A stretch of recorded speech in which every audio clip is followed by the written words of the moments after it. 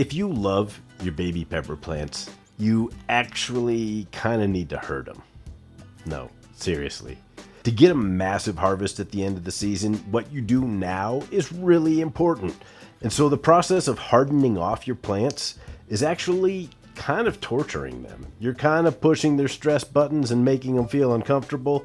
And we often talk about it like it's, oh, I'm babying my plant, I'm getting it ready to go outside. You are, but how you're doing it and the science behind it is actually pretty freaking cool. I'm going to explain to you today my process for hardening off my pepper plants and the actual physiological changes that are going to happen to this very plant this week when I start hardening off. So what is hardening off? Let's start right there. Hardening off is a process that you do to start to get your plants ready to go out into the garden. If you just take a beautiful little pepper seedling like this and throw it out into the sun in your garden, it's going to have a really bad time. The sun, the wind, just the intensity of being outside is nothing that this has ever experienced before. This little baby pepper plant has been pampered its whole life. It's grown inside. It's had a nice grow light. It's had plenty of water and nutrients because I take good care of my babies.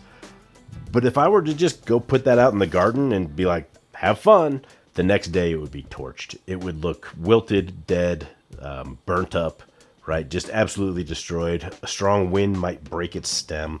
This is not the sturdiest of plants yet. When we harden off our plants, what we're really doing is trying to get them slowly adjusted to that outdoor environment. That sounds like we're being really nice and careful, right? We're like, oh, we love this little plant. We want to take good care of it. And we want to, baby it and get it ready for the real world.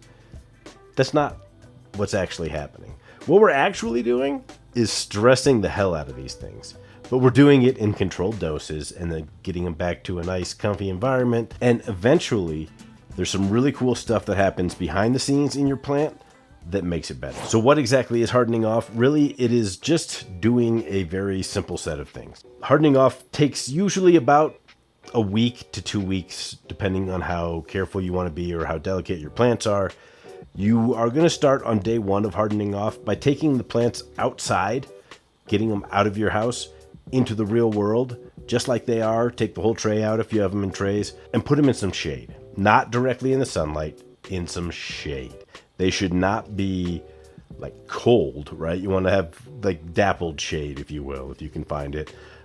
I usually put them on my deck and then use the shade of my grills and things. I also use pieces of shade cloth and I'll drape it across things just to give these plants some experience outside, but they're protected, right? They're not going to get instantly introduced to Mr. Sun, Mr. Golden Sun, because that's going to mess them up. After about 30 to 120 minutes, depending on your conditions, you're going to bring those plants back inside. You don't want to leave them out too long that first day.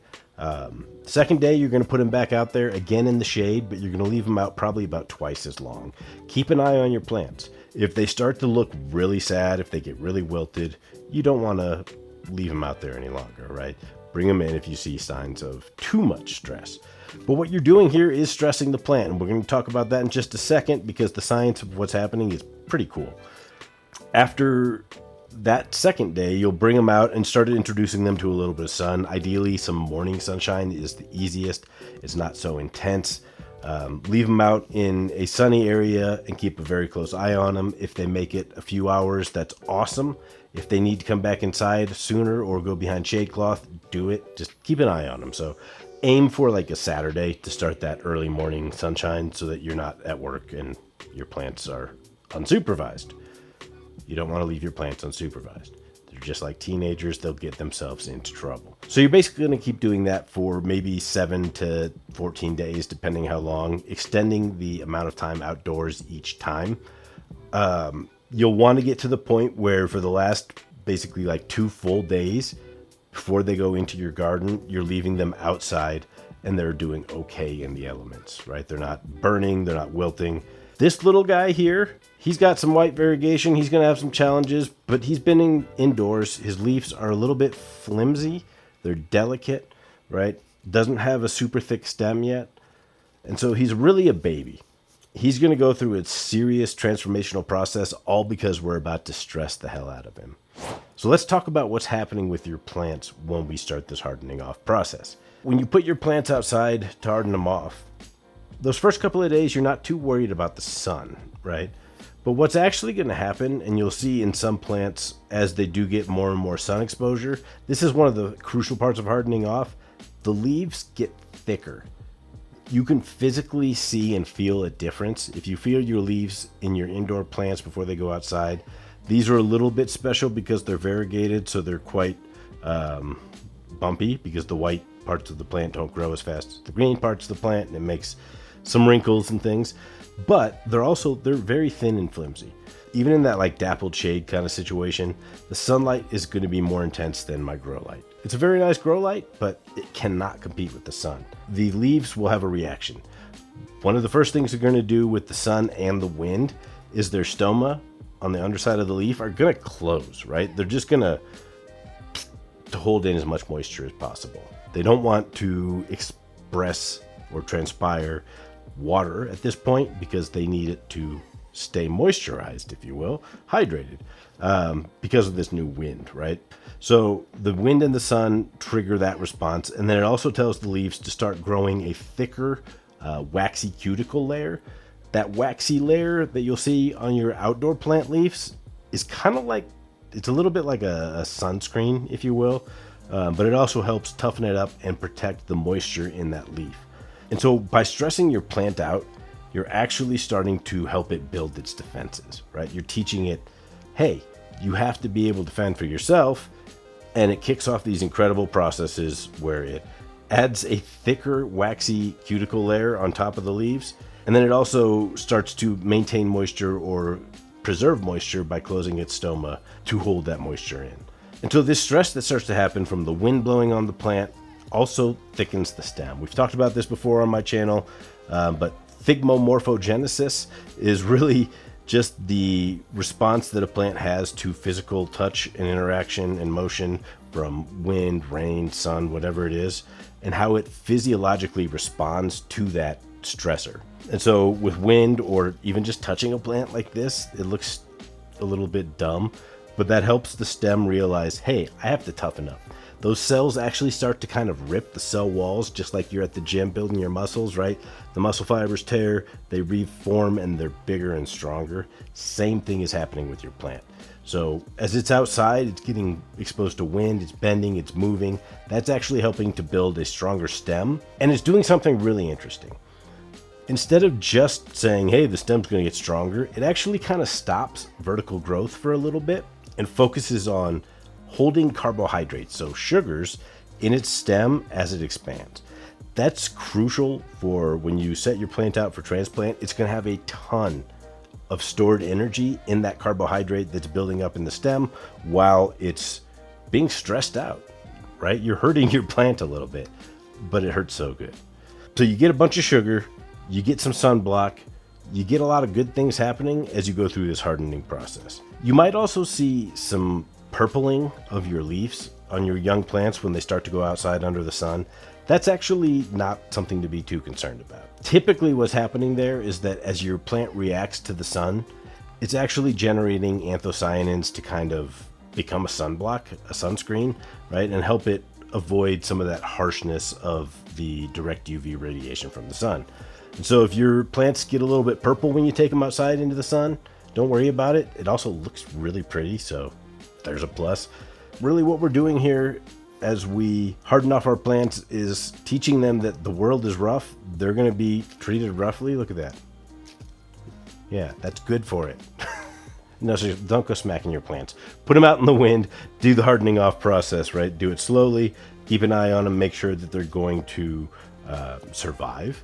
If they look like they're not going to survive, they need to come back inside. But that last 24 to 48 hours, they need to be outside before transplanting full time, overnight, able to handle it. One of the other things that you want to do when you're hardening off, just as a bonus tip, if you will, is let them dry out. Don't overwater while you're hardening off. It's really tempting to go out while the plants are out getting their first dose of sun and just water the hell out of them so that they're not drying up. Research has actually shown that a plant who is hardened off and kind of faces a little bit of drought stress for about 7 days can produce over 100% increase in harvest from a pepper plant. It's not nothing. You want to be a jerk to it a little bit for a week, right? Let it get the real world exposure that it needs to toughen up, but don't overdo it either, because the research also shows if you go 3 weeks in somewhat of a drought stress condition for a pepper plant, it is basically game over, mission failure. You're not going to have a good harvest. You're not going to have a healthy, mature plant. 3 weeks of drought stress is the point where a capsicum plant just falls apart. Don't overstress your plants. Aim for about 1 week, maybe 1.5 weeks, depending on your schedule. Make sure those last couple of days the plant is all the way outside. All of that stress, like if it doesn't kill you, it makes you stronger. That's super true with these guys, especially your pepper plants, your tomato plants, things like that. You've got to give them a little bit of stress when they're young and get them ready to thrive when they're mature. You will have a much better harvest if your plant is properly hardened off. You will also see less transplant shock. You'll be able to see results much faster. You'll get fruit faster. You'll get a harvest faster.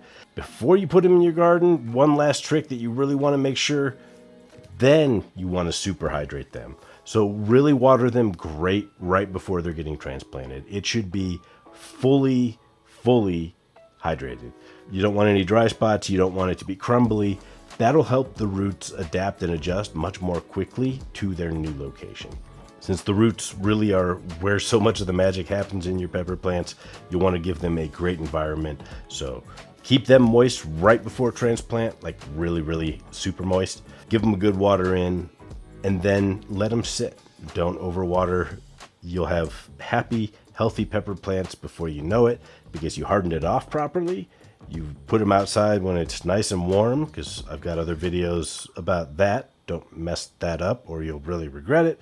And the best thing about pepper plants is that plants help us grow.